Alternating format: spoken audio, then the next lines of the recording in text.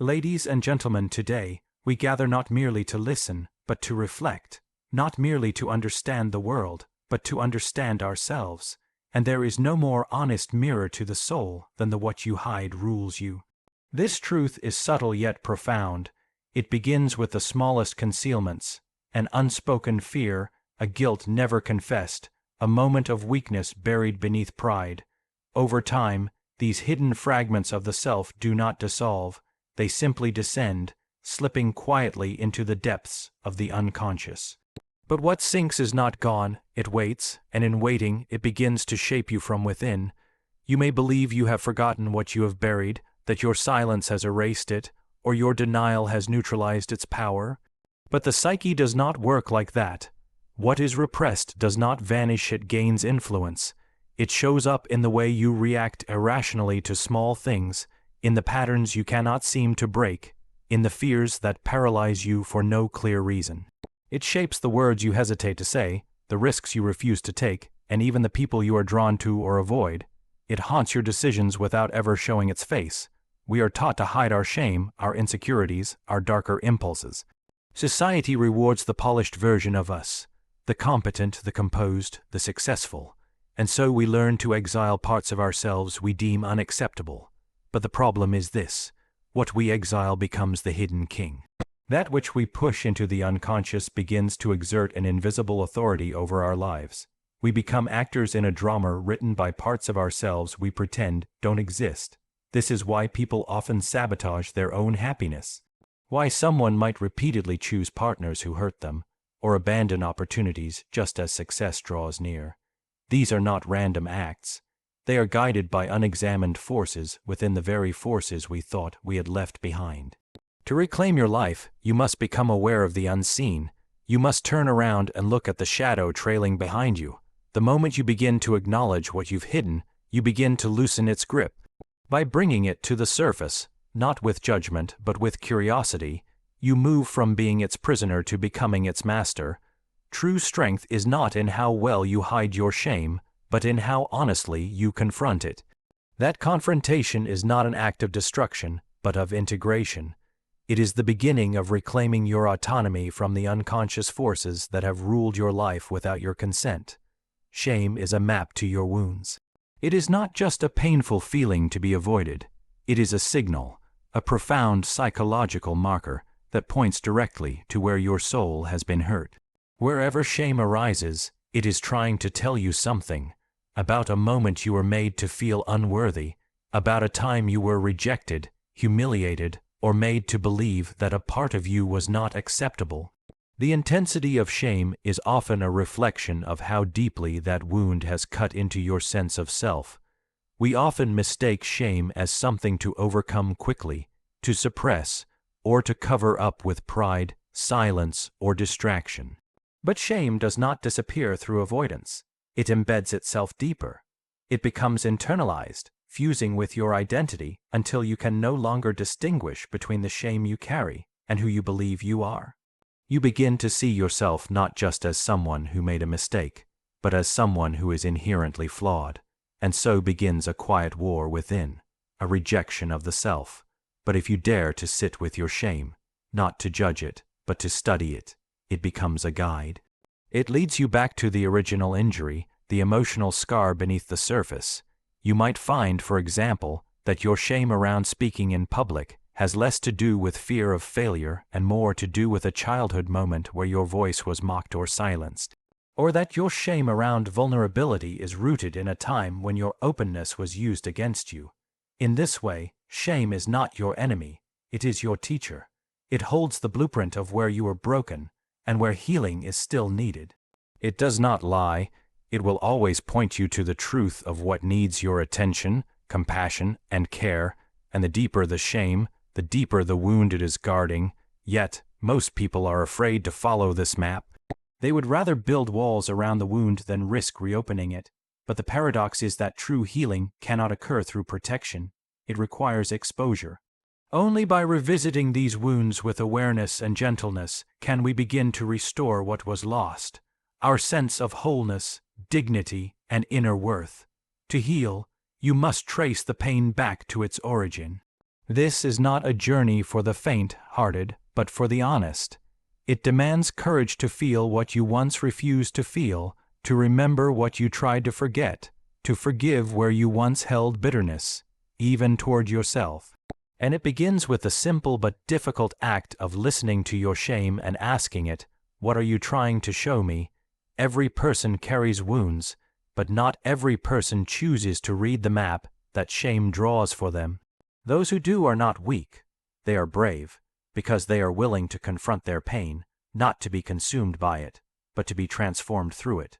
Shame is painful, yes, but it is also sacred. It is the compass pointing to your deepest need for acceptance. And in following that direction, you do not lose yourself. You finally come home to yourself.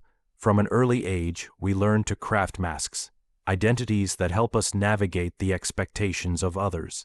We wear the mask of the obedient child, the strong leader, the confident friend, the flawless achiever. These masks are not inherently false. They are adaptations, survival tools shaped by the environments that raised us. When the world demands perfection, we create a mask of competence. When vulnerability is punished, we fashion a mask of emotional distance. These masks allow us to be accepted, to function, to belong. In that way, they protect us. They shield us from ridicule, rejection, and emotional exposure. But protection always comes at a cost. Over time, the mask we wear begins to fuse with our identity. We forget that it was something we once chose, or were forced, to put on. Instead, we begin to believe that this mask is who we truly are. The polished exterior, the carefully managed persona, becomes a kind of psychological armor, and like all armor, it is heavy. It restricts movement. It dulls sensation. It suffocates authenticity. Eventually, what once kept us safe becomes a prison. We feel disconnected from ourselves but don't know why. We find success, yet it feels hollow. We are surrounded by people, yet we feel unseen. This is the silent suffering of the masked life. To be admired, but not truly known. To be praised for a version of yourself that is only partially real. Wearing the mask too long comes with a profound loneliness. Because when love or acceptance is given to the mask, not the real self, it never truly reaches the heart. It becomes a performance, and every performance must be maintained. This maintenance drains the soul. You must always be on, always in control, always holding the mask in place even when your inner world is breaking apart. And yet, people often cling to the mask, terrified of what lies beneath. They fear that removing it will result in rejection or judgment. They believe that the raw, unfiltered self is too messy, too flawed, too much. But the truth is that behind the mask is not something to be ashamed of. It is the source of your vitality. It is where your real voice lives, your deepest creativity, your most sincere emotions. It is your humanness, unedited and free. The process of removing the mask is not dramatic. It is quiet, vulnerable, and brave. It happens in moments when you speak honestly, even when your voice trembles. When you admit that you don't have it all together. When you stop trying to impress and instead choose to connect. Slowly, the mask begins to loosen, and you remember who you were before you needed to hide. Of course, there are times when the mask is still necessary. The world can be harsh, and protection has its place, but wisdom lies in knowing when to wear the mask and when to take it off. True freedom is not in never wearing one, but in no longer being trapped by it.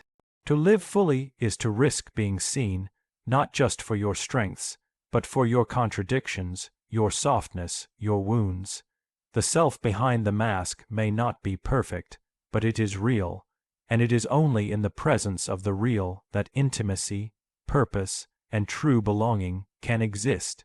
So yes, the mask protects, but it also confines, and at some point, the soul will long not just to survive, but to be free. Integration, not erasure. This is a truth that runs counter to what many of us have been taught. We are conditioned to believe that the path to growth is one of elimination, that we must cut away the undesirable parts of ourselves, purge the negative, overcome the flaws, and become something cleaner, brighter, and better. We imagine healing as a kind of purification, where all that is dark, painful, or shameful is finally erased. But this is a misunderstanding of the human psyche. The psyche is not a battlefield between good and evil, light and dark. It is a complex, living whole. Every part of you, even the parts you hate or fear, exists for a reason. They were born out of your experiences, your traumas, your survival instincts. The anger you suppress may have once protected you. The fear you avoid may have kept you safe. The envy, the shame, the pride, all of these are not signs of failure, but signs of life. To try and erase them is to deny your story, to amputate your own depth. Real transformation does not come from self-destruction, it comes from self-integration. Integration means taking the fragmented, exiled parts of yourself and bringing them into the light, not to indulge them, but to understand them. To give them a voice, to ask, what were you trying to protect? What did you need that you didn't receive? What message have you been trying to deliver to me all these years? This process is not comfortable. It requires humility. It requires confronting things within yourself that you might rather keep buried. But in doing so, you begin to experience a shift, not towards perfection, but towards wholeness. You no longer see yourself as split between what is good and what is bad. You begin to realize that your contradictions are not signs of weakness, they are evidence of your humanity. To integrate is to accept that you are not only the one who loves, but also the one who envies. Not only the one who creates, but also the one who destroys. Not only the one who inspires, but the one who doubts.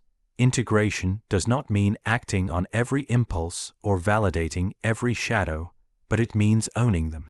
Naming them, making peace with their presence rather than pretending they don't exist. When you integrate, you become more real, more grounded. People sense it, they feel your presence, not because you are flawless, but because you are whole. There is nothing left to hide, no false front to maintain. You no longer need to prove anything to the world, because you are no longer at war with yourself. It is a profound relief to stop trying to erase who you are. It opens the door to compassion, not only for yourself, but for others. Because once you've faced your own darkness, you are less likely to judge someone else for theirs. You realize we are all carrying shadows. And those who walk the path of integration become lights for others, not by shining brighter, but by casting less shadow. You are not meant to become perfect, you are meant to become whole. And wholeness begins the moment you stop cutting yourself apart and start inviting every part of you to sit at the table. So let us not seek erasure, let us seek integration. For it is in the union of our opposites that the true self emerges, not as something pure, but as something profoundly alive. Wholeness is found through courageous honesty. This kind of honesty is not the superficial truth, telling we often associate with morality or politeness. It is not about confessing your mistakes to gain approval, nor about sharing your story for validation. It is deeper, more difficult, and far more transformative. It is the honesty that requires you to look into the mirror of your soul and see what is actually there, not what you wish were there, not what others expect to see, but what truly is, and to do so without flinching. Most people are not afraid of the truth because it is unknown. They are afraid of it because it is too familiar. Deep down, they already sense the truths they avoid. The truth about how much they are still hurting. The truth about the bitterness they carry. The truth about the love they long for, but are too afraid to ask for. The truth about how they pretend to be fine while quietly falling apart. These truths sit just beneath the surface, waiting for an opening. But facing them demands a courage that many spend their lives avoiding. Yet the price of avoidance is fragmentation. The more you lie to yourself, even in small ways, the more divided you become. You begin to live two lives, the one you show the world and the one you quietly carry inside. And with each step further into the lie, the more distant you become from your own essence. You begin to forget who you are beneath the performance, beneath the defenses, beneath the roles you've been playing for so long. But something inside you always knows. That deeper voice, the one that whispers in moments of stillness or breaks through during times of crisis, knows when you are not being true. That voice, though often ignored, is the guardian of your wholeness. And it will not be silenced forever. To become whole, you must listen to that voice. You must tell the truth, not just to others, but to yourself. This means admitting when you're scared, acknowledging when you feel lost, owning the resentment you carry, the grief you've buried, the dreams you abandoned. It means peeling away the layers of self-deception, not with violence or shame, but with tenderness. You do not expose your truth to punish yourself. You do it to set yourself free. This honesty takes courage because it always comes with risk. The risk of being misunderstood, the risk of rejection, the risk of having to change your life once you see what is real. But what you gain in return is far greater. The return of your inner unity, the end of internal war, the quiet, steady peace that comes from no longer running, no longer pretending. And when you live in that kind of honesty, something beautiful happens. You begin to attract others who are doing the same. Your presence becomes an invitation to authenticity. Your relationships deepen. Your work becomes more meaningful. Your life stops being a performance and starts being a reflection of your true self. This is wholeness, not perfection, not constant happiness, not a fixed state of enlightenment, but an honest alignment between your inner world and the life you are living. It is the feeling of being rooted in your truth, even when it is messy, uncertain, or uncomfortable. Courageous honesty is not the easiest path, but it is the most liberating one. It calls you to stand before yourself, stripped of excuses and illusions, and to say, "This is who I am, this is where I hurt, this is what I long for, and I am still worthy." And in that moment of truth, you don't become someone else. You return to who you were all along,